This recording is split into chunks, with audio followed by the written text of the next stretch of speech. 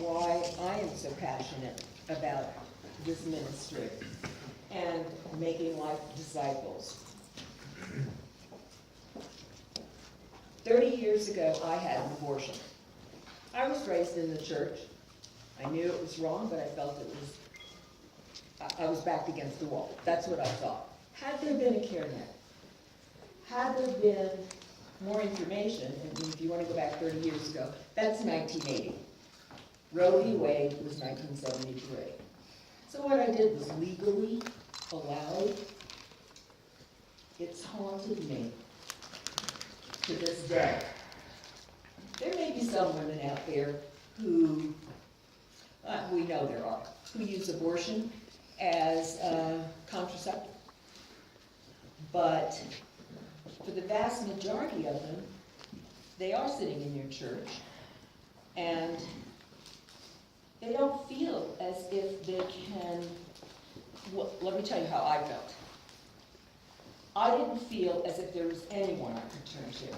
Certainly not in the church. I felt as if I would be shamed, condemned, a lot of things that my parents did to me. All of my family are very religious. I didn't feel as if I could bring it up to them. I never told anybody about it until I became a Christian, which was in 2007. And I came to the foot of the cross, and I realized that, along with Paul, yes, my sin was grave, but Jesus had already paid the price for it. I don't want anyone, any woman, any man out there, and I'm sure you don't either in your churches, to go through years of guilt. One thing I always said to myself was, I will die well if I have no regrets. I only have one regret. I don't have my daughter here with me today. And I don't have any grandkids from her. I deeply regret that. I would like to help anyone, any woman, any man who is considering abortion. I would love for them to come to you, come to somebody in your church, come to us, come to a safe place where they're going to be loved and not judged, given the information they need, and hopefully help them see that abortion is not the only choice they have. There are many other choices. So making life disciples, when Jim was up here and he asked, where would a woman in your church go if she found herself with an unintended pregnancy? Where would she feel comfortable going? And our vision with making life disciples is that you would have someone in your church who was trained, and that you made that person known weekly, as a part of your bulletin, whatever, that if you are facing an unintended pregnancy, please, see so-and-so, or call CareNet, and get that information out there for them. Yes, they can Google abortions, or they can Google pregnancy in Santa Fe. They might find the wrong place, and that's not what we want. So making life disciples, as Roberta said, is a 4-hour class. We're going to give it starting on February 26th, which is a Sunday afternoon, and we're inviting anyone you know from your church who may feel drawn to this. You yourself, whoever you think is the right person or persons. Our client advocates, Roberta has us go through 88 hours of training. So we are here for you with more information probably than you want. But we are passionate about it. So Making Life Disciples goes through, excuse me,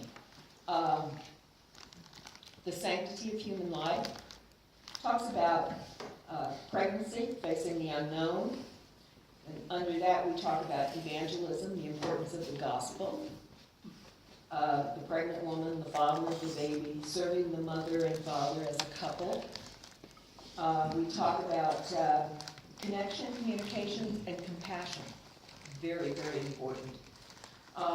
And connecting with those who serve, the hard cases, communication basics, compassion fatigue. We all know what that is. Pregnancy and abortion education. We give them the same information, as Roberta said, that we go through in terms of training. Some of it's hard to watch, but it's important. We share all of the options with our clients. And unfortunately, abortion is an option. So they already know that. And so we go through with them all the different forms of abortion, the pros, if there are any, and the cons, the danger to them, and so on and so forth. But we need to learn those things in order to share them. So Making Life Disciples does that. We talk about life-affirming alternatives. That's most important. Parenting, adoption, marriage, and we hopefully get them to, we hope to get our clients to a place where they're not in crisis anymore. I mean, when they find out about it, I know when I found out I was pregnant, I thought my life was over. That's it, I'm done. And that's a lot of what they're thinking too, especially in this generation where it's become more and more, it's all about me, my desires, my passions, what am I going to do with my life? So please help us to reach more women, reach them in your church. And we would very much like to end this. We can only end it with you. We're just holding back the tide, guys. So, if it's okay with Roberta, should I run it? Oh, sure. I'm going to give you guys a few minutes to close your eyes and rest while I play this video. This is called The Sound of Abortion, and it will speak for itself.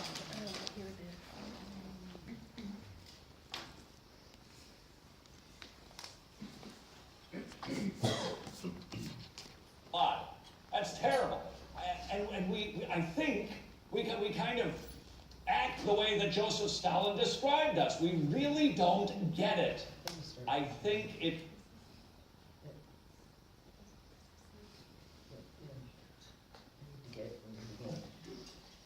I need more hands. Okay, well, Kathy's... You people, and you go, that's a lot. That's terrible. And I think we kind of act the way that Joseph Stalin described us. We really don't get it.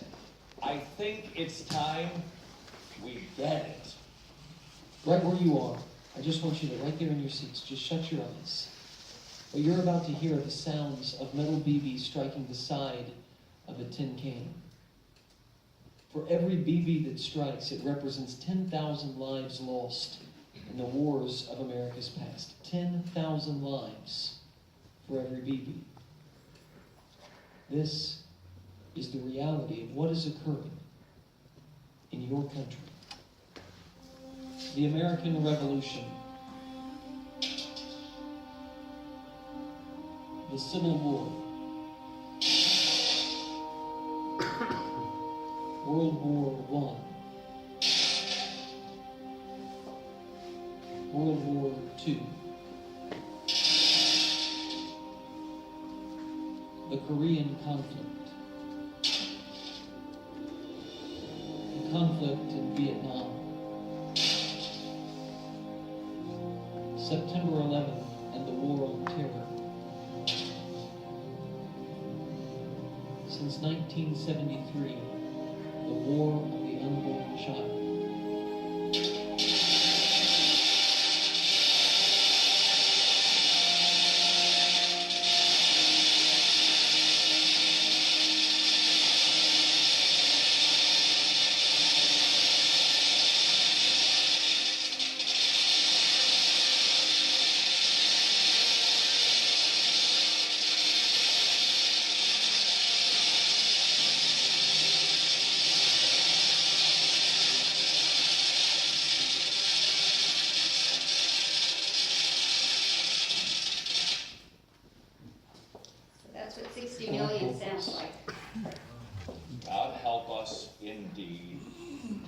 why in the church?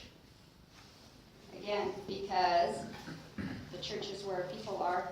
And statistics show that young people in churches who are faithful Christians are less likely to use birth control because they're less likely to admit that they're going to be sexually active.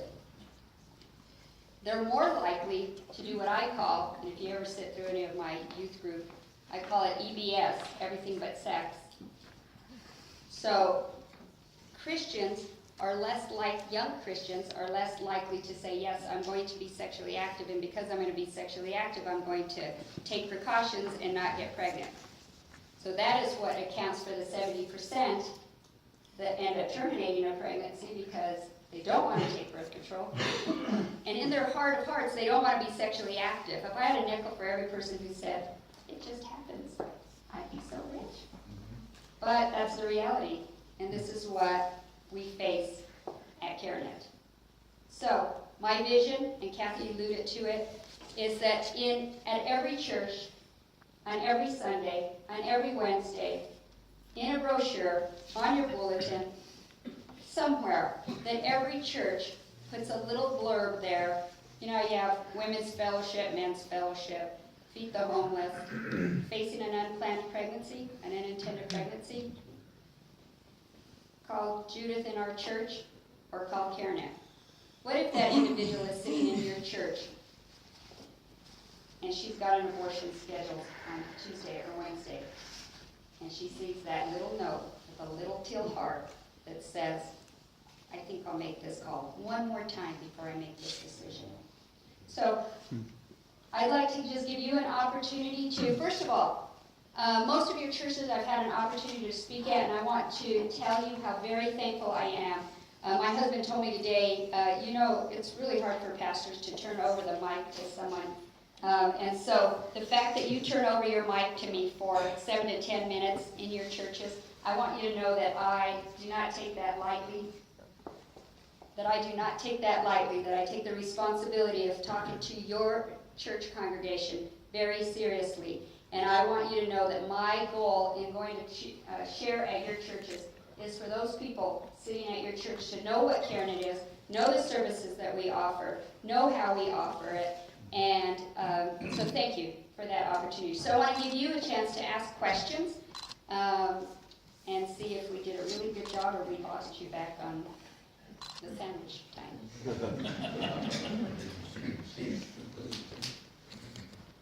What's the cost of the, I don't know if maybe I missed it. Is there a cost? It would be $15 First, a person. And that simply covers our cost for the handbook that they are given, and what material do they walk away with? the handbook. Just the handbook, not the DVD? No, not the DVDs. Now, your church, if you would like to get a training session going at your church, we can, you can buy the program. It costs $139. For that, you do not get the handbook. You have to buy those individually, and I think they're like $69 for 5. You get a leadership handbook like this one, but you don't get the participants handbook there. Hi, Bo. Yeah, welcome.